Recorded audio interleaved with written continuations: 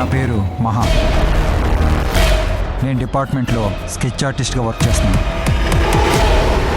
నాకు నిద్రలో నడిచే అలవాటు ఉంది. ఎప్పుడు ఎక్కడ లెగుస్తానో నాకే తెలియదు. నా లైఫ్లో ఇదే పెద్ద ప్రాబ్లం. కానీ నిద్రలో నడిచే అలవాటు ఉన్న వాళ్ళు మాత్రం వాళ్ళకొచ్చిన కలను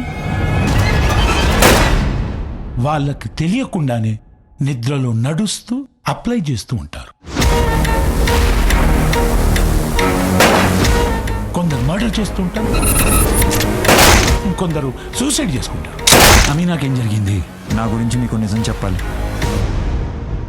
ఒకరోజు ఆ నిద్రలో నువ్వేంటి ఈ టైంలో? ఆ మర్డర్ స్కెచ్ నేనే వేయాల్సి వస్తే